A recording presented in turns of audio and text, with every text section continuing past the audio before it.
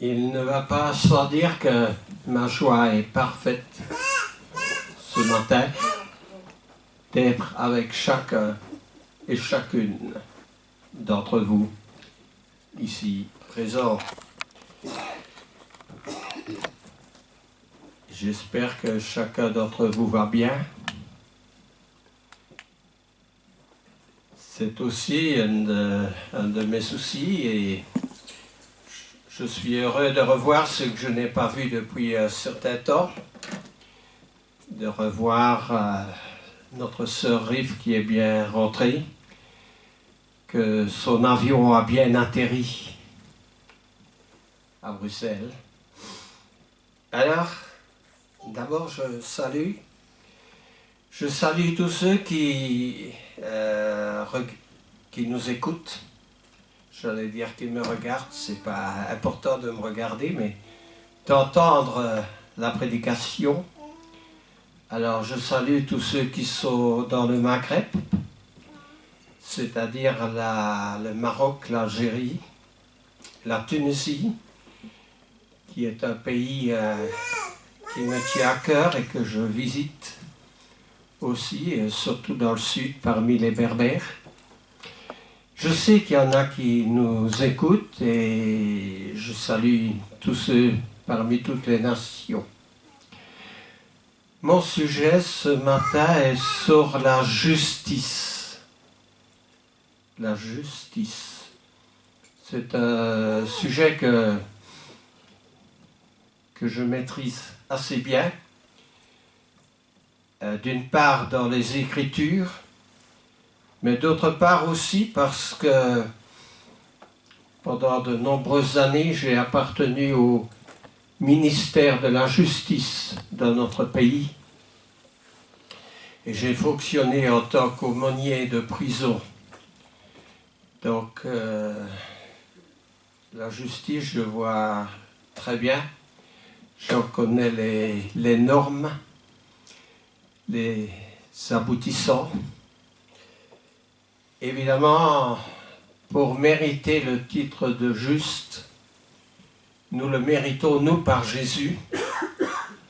Le pays d'Israël d'aujourd'hui accorde un statut qui s'appelle le juste à tous ceux qui, par exemple, pendant la dernière guerre, ont caché des enfants juifs et des familles juives.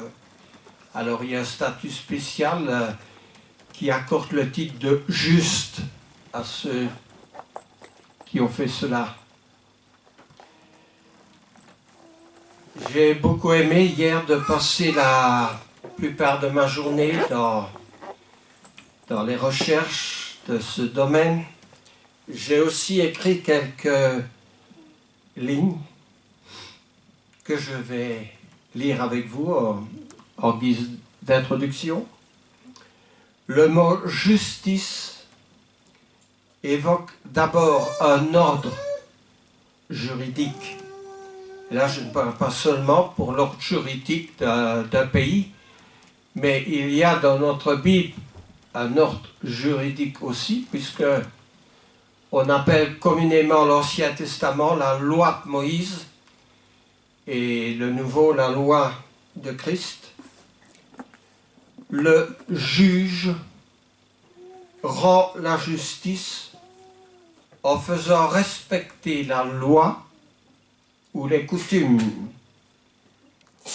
La notion morale est plus large. La justice rend à chacun ce qui lui est dû, même si ce n'est pas fixé par la coutume ou la loi. Au juge d'apprécier la situation. La justice, quoique proche de plusieurs autres termes, rectitude dans la Bible, sainteté, droiture, perfection, le mot justice est au centre d'un groupe de mots bien délimité qui est rendu dans notre langue le juste, la justice, la justification, le justicier. Un premier courant de pensée qui traverse toute la Bible. La justice est la vertu morale que nous connaissons. Je répète, la justice est la vertu morale que nous connaissons, élargie jusqu'à observer intégralement tous les commandements divins. La Bible dit, celui qui pêche contre un commandement, pêche contre tous les commandements. Ce qui veut dire, il ne faut pas dire, moi je suis un petit transgresseur, moi un grand transgresseur. Jésus dit, celui qui pêche contre un commandement, pêche contre tous. La justice qui vient de Dieu montre que Dieu est d'abord un modèle d'intégrité. J'espère que nous saisissons tous ce que veut dire le mot intégrité. Intègre, sans reproche. Dieu est ce modèle. Sinon Dieu ne pourrait pas imposer quoi que ce soit dans la justice. Et cette fonction judiciaire de Dieu est la conduite du peuple. Le peuple de Dieu, quand Dieu a conduit son peuple hors d'Égypte, Dieu lui a donné une loi. Il est la conduite du peuple, des individus, et ayant pour résultat soit la punition ou la récompense. La punition dans l'ancienne alliance était terrible. On l'appelle la loi du taillon, œil pour œil, dent pour dent. La lapidation, pour preuve la femme adultère qu'on avait attrapée et qu'on conduit au pied de Jésus en disant « Il faut lapider cette femme parce que la loi le dit, mais toi qu'en dis-tu » Alors, j'ai regardé la dernière fois que j'ai prêché, c'était sur la justice il y a 25 ans d'ici. Et évidemment, mon sermon était, je veux dire, beaucoup plus étroit, manquant d'expérience. Alors, il y a un grand personnage dans la Bible qu'on peut appeler le ministre de la justice. Vous saisissez qui c'est? Salomon. Le ministre de la justice, Moïse, n'est-ce pas? Moïse était le ministre de la justice puisque Moïse, n'est-ce pas, c'est à lui qu'on a remis la charte des 10 commandements d'abord et de tout ce qui concerne l'application de la loi. Alors, Moïse a toujours attiré l'attention de ceux qui aspiraient à de hautes fonctions. Je vais prendre deux exemples qui ne sont pas dans la Bible. Est-ce que tous nous avons entendu parler d'un personnage qui était le chef des armées en Angleterre pendant la dernière guerre mondiale? Il s'appelait le maréchal Montgomery. On l'appelait Monty, n'est-ce pas? Eh bien, il était le commandant en chef de toutes les troupes britanniques depuis les batailles du désert en Afrique du Nord jusqu'au débarquement en Normandie. Il considérait Montgomery Moïse comme étant le plus grand chef de tous les temps. Et il savait de quoi il parlait parce qu'il pouvait en discuter et débattre de ses raisons. Alors il y avait un deuxième haut personnage aussi en Angleterre à la même époque qui s'appelait Winston Churchill. Et Churchill était le premier ministre de l'Angleterre et il consacre un chapitre à Moïse dans le livre qu'il a écrit, le livre qui s'appelle Réflexion et aventure. C'est dire si, en dehors du contexte biblique, en dehors du judaïsme et de nous chrétiens, Moïse est considéré de tous les temps comme un personnage extraordinaire, je vais dire, capable à de hautes fonctions. Moïse est le héros national qui, malgré les multiples dangers, a sorti le peuple d'Israël, qui était devenu des esclaves dans le pays de Goshen. Il a sorti le peuple d'Israël et l'a conduit au désert jusqu'à l'entrée du pays qui s'appelle la terre promise. Il devint ensuite le législateur suprême. Que veut dire le législateur? Celui qui établit des lois, puisque c'est Moïse, comme nous venons de le dire, qui a donné de la part de Dieu les 10 commandements. Et Moïse, pendant une grande période de sa vie, a été le juge. Il a jugé les situations de ceux qui étaient des pécheurs et qu'on amenait devant lui. Et souvenons-nous, son beau-père qui s'appelait Jéthro lui avait dit « Mais tu ne vas pas pouvoir, à toi tout seul, supporter un tel travail, assurer une telle fonction. » Sur quoi Moïse avait désigné 70 anciens du pays d'Israël pour l'aider dans son travail. Alors, Moïse est aussi l'auteur du Pentateuque. Que veut dire le mot Pentateuque? Les 5 premiers livres de la Bible.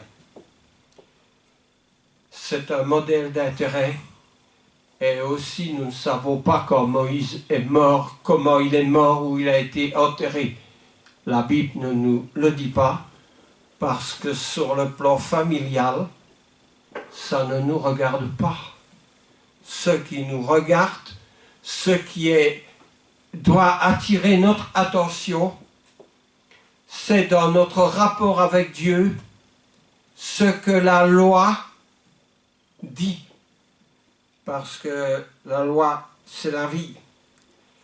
Le successeur de Moïse, qui était Josué, a dit, parce qu'après les 5 premiers livres de la Bible, il y a le livre de Josué, qui était le successeur de Moïse. Et Josué écrit, « Maintenant, craignez l'Éternel ».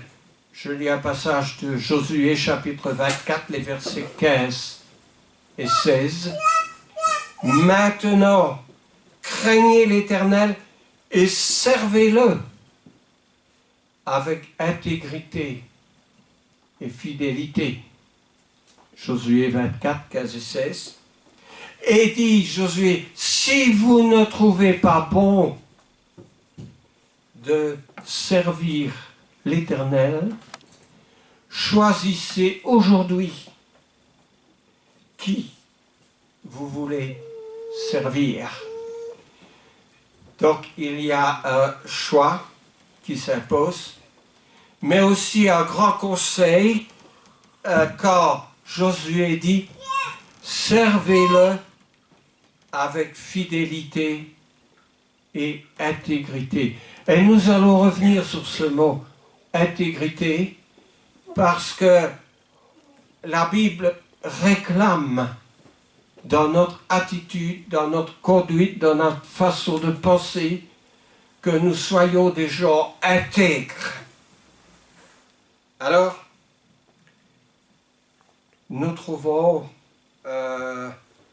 par exemple, dans un autre texte qui se trouve dans les Juges, parce qu'il y a les 5 premiers livres de la Bible qui ont été écrits par Moïse, il y a le livre de Josué, puis le livre des Juges. Il y a une quarantaine de juges sur une période de 400 ans. Un juge qui s'appelle Jotam et qui demande « Est-ce de bonne foi et avec intégrité que vous avez agi ?» C'est en Juge au chapitre 9, le verset 16. Et on peut toujours se poser cette question, est-ce de bonne foi? Est-ce avec intégrité que nous avons agi? C'est important pour quelqu'un qui est, comme nous disons, mis sur la sellette, quelqu'un qui doit répondre de ses actes. Est-ce avec intégrité que tu as agi? Dans une conversation que j'ai saisie, où une des 2 personnes était accusée, la personne répondait tout le temps, mais prouvez-le, prouvez-le. Moi, c'est peut-être une bonne question, mais la Bible nous conseille plutôt que votre oui soit oui et que votre non soit non, n'est-ce pas? Parce que lorsque nous disons ben, prouvez-le, prouvez-le, prouvez-le, ça ne prouve rien du tout. Alors, Dieu tient en réserve le salut pour tous les hommes droits. C'est biblique. Un bouclier pour ceux qui marchent dans l'intégrité. Ah, voici ce mot qui va ressortir pendant 2-3 versets. Celui-ci, que je cite, est en Proverbe au chapitre 2 et au verset 7. Nous n'avons pas le temps, malheureusement, d'aller examiner chaque, mais je vous donne les références. Proverbe 2, 7. Alors, l'intégrité des hommes droits les dirige. Ça, c'est une question de direction, parce que l'homme qui dirige, l'homme qui assure une direction, doit être, dit la parole, un homme intègre.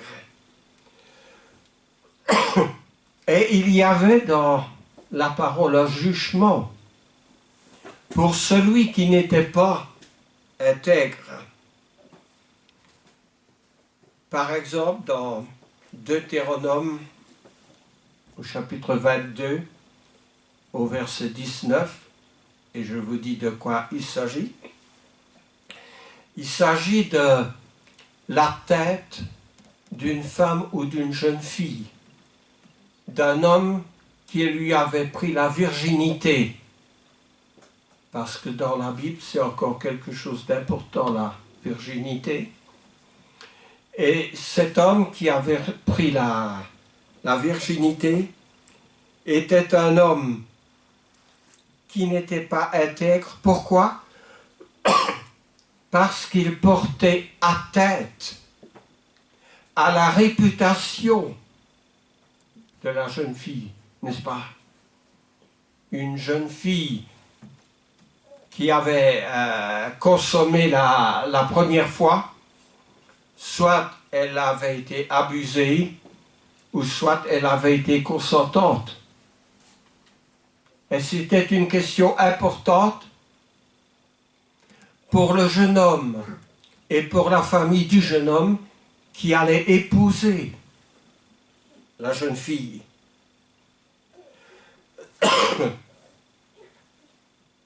Pour ceux qui dirigent, l'intégrité est importante.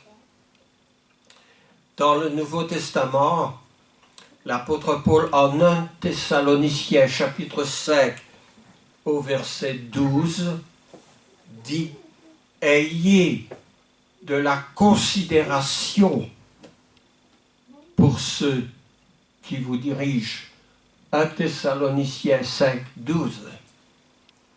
Mais si l'homme qui nous dirige n'est pas intègre, il sera difficile pour l'Assemblée d'avoir de la considération pour cet homme. J'évoque ici tous les alinéas de la justice. Alors, il est dit aussi que les anciens qui dirigent soient jugés dignes d'un double honneur. Les anciens sont ceux qui sont choisis par l'Église pour assurer la direction de l'Église. Que les anciens qui dirigent soient jugés dignes d'un double honneur. Paul dit ça en 1 Timothée chapitre 5, verset 17. 1 Timothée 5, 17. Que les anciens soient jugés dignes d'un double honneur, surtout, écoutons bien, surtout ceux qui travaillent à la prédication et à l'enseignement. Parce que les anciens doivent aussi être capables d'enseigner. Et si les anciens qui travaillent à la prédication ne peuvent pas être jugés dignes d'un double honneur, alors cela porte atteinte à l'Assemblée. Celui qui marche dans l'intégrité trouve son salut, mais celui qui suit deux voies, tombe dans l'une d'elles. Et le scandale s'ensuit. Je lis le Proverbe 28 au verset 18. Proverbe 28 au verset 18. Il est bien, dit l'apôtre Paul aux Romains, chapitre 14, verset 21, il est bien de s'abstenir de ce qui peut être pour ton frère une occasion de chute, de scandale ou de faiblesse. Parce qu'une situation de scandale non seulement nuit à l'Église, mais peut détruire une assemblée. Dans l'ancienne loi de Moïse, il était demandé l'intégrité aux juges dans leurs fonctions. Deutéronome chapitre 16, les versets 18 à 20. Deutéronome 16, 18 à 20. Les prophètes aussi avaient une fonction de juge. Jérémie, au chapitre 22, verset 3, dit « Pratiquez le droit et la justice. Pratiquez le droit et la justice. Osée au chapitre 10, verset 12 dit « Semez selon la justice et moissonnez selon la miséricorde. » Alors évidemment, une prédication sur un tel sujet doit être juste aussi et conforme à la vérité. C'est-à-dire que nous allons forcément aborder le domaine de la miséricorde. Parce que Jésus était un juste juge. Parce que Jésus était miséricordieux. Nous saisissons le cas de la femme adultère qui a été conduite à Jésus pour être lapidée. Et aussi parce qu'avec le Nouveau Testament, la notion de la grâce s'introduit dans la nouvelle législation. C'est pour ça que le ministère de l'apôtre Paul est appelé le ministère de la justice ou le mot la justification. La justification. Le roi Akab, qui va être réprimandé par le prophète Élie, puisque les prophètes avaient aussi cette fonction de juge. Souvenons-nous de cette histoire. Akab était un roi faible. Et sa femme peut être la plus mauvaise femme de toutes parce qu'elle s'appelait Jézabel. N'est-ce pas? Et Akab, il voulait le champ.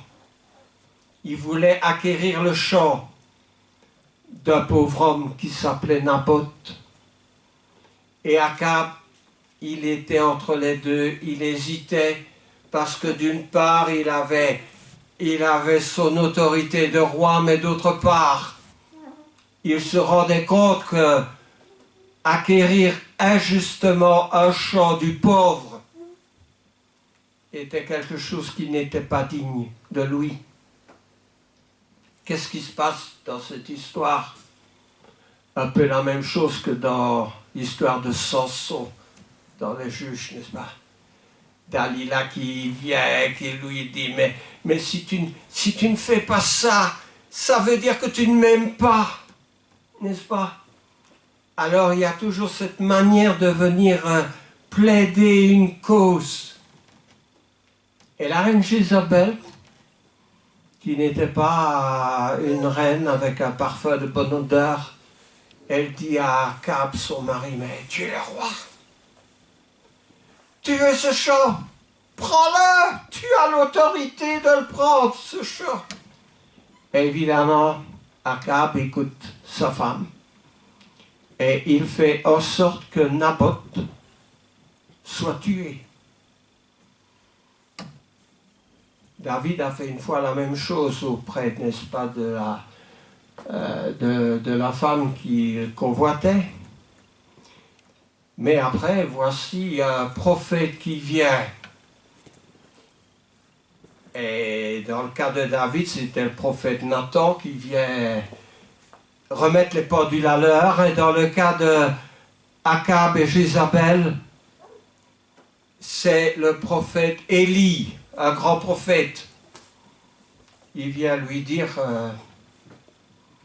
que ce qu'il avait fait n'était pas vraiment digne de lui. Heureusement, Akab s'est repenti. C'est pourquoi que quand Jésus parle de la justice, Jésus ne craint pas de définir la vie morale comme étant la vraie justice.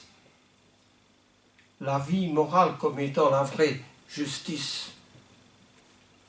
Une fausse justice est dénoncée par Jésus, notamment en Matthieu 23, parce que cette fausse justice était la justice des scribes et des pharisiens. Et Jésus ne manque pas de ces vérités parce qu'il leur dit « Serpents, race de vipères, comment échapperez-vous au châtiment de la géhenne ?» Jésus, lui, était le juste juge. Ses paroles étaient pesées.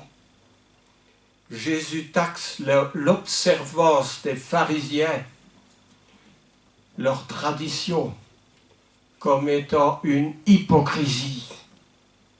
Et nous qui sommes devenus chrétiens, nous avons quitté les traditions de notre siècle, les traditions religieuses qui nous disaient que pour aller à Dieu, l'intermédiaire était soit les saints ou Marie, alors que Jésus dit « Il y a un seul médiateur entre Dieu et les hommes. » Jésus dit « C'est moi. » Alors on ne peut pas aller à Dieu par un autre médiateur, puisqu'il n'y en a qu'un seul, qui est Jésus. Alors,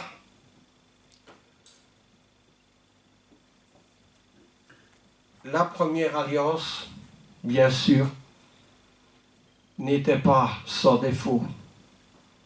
Il fallait la remplacer par une meilleure, par une seconde, celle qui est sous la loi non plus de Moïse, mais sous la loi de Christ. Alors dans cette alliance, il y a la miséricorde. J'ai prêché sur la miséricorde. D'abord, Ésaïe, le prophète dans l'Ancien Testament, introduit un sens de la miséricorde en Ésaïe 55, mais le verset 7. Ésaïe dit que le méchant abandonne sa voie et l'homme d'iniquité ses pensées, qu'il retourne à l'Éternel, qui aura pitié de lui, à notre Dieu qui ne se lasse pas de pardonner. Et ce Dieu qui ne se lasse pas de pardonner, Jésus va bien l'introduire parce que Jésus va dire qu'il faut pardonner non pas 7 fois, mais 77 fois 7 fois. Un autre passage qui va toucher à la miséricorde est en Jérémie au chapitre 3, le verset 12. « Va, crie les paroles vers le septentrion. Reviens, infidèle. Israël, dit l'Éternel, je ne jetterai pas sur vous un regard sévère, car, et Dieu se définit, il dit, car je suis miséricordieux. Je ne garde pas ma colère à toujours. Je ne garde pas ma colère à toujours. Alors évidemment, il y a une question qui se pose et qui doit être définie avant la fin du sermon. Qui est véritablement juste? Qui est véritablement juste? Je laisse quelques secondes pour que notre esprit essaye de trouver la réponse. Mais c'est Jésus qui aura la réponse, donnée par l'apôtre Jean, en 1 Jean, c'est-à-dire ce n'est pas l'évangile de Jean, mais à la fin de notre Nouveau Testament, 1 Jean au chapitre 1 et le verset 9. Jésus dira, si nous confessons nos péchés, c'est-à-dire Dieu, il est fidèle et juste pour nous les pardonner et pour nous purifier de toute iniquité. Je pense que vous voyez la différence. Dans l'ancienne alliance, il n'y avait pas Jésus. Il y avait Moïse, le législateur, avec la charte des commandements qu'il fallait appliquer. Et la loi, nous dira le Nouveau Testament, donne la connaissance du péché. Alors, Jésus dira, celui qui confesse ses péchés et qui est purifié de toutes les iniquités est juste. Confessez ses péchés.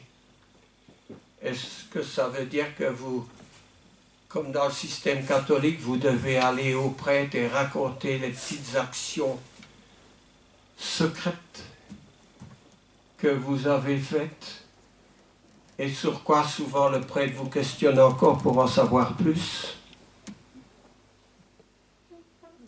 Je ne voudrais pas que dans l'Église, chacun vienne expliquer les petites choses secrètes.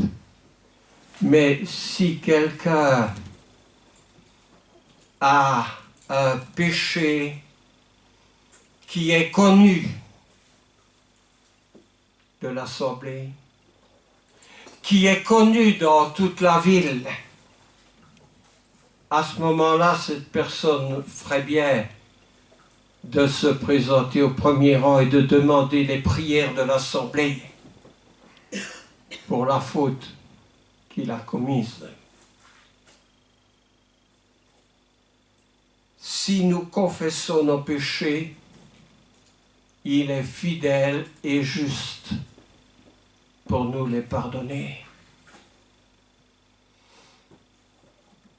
En Colossiens, l'apôtre Paul dira, Colossiens chapitre 2, les versets 12 à 14, dans lesquels il est question du baptême aussi.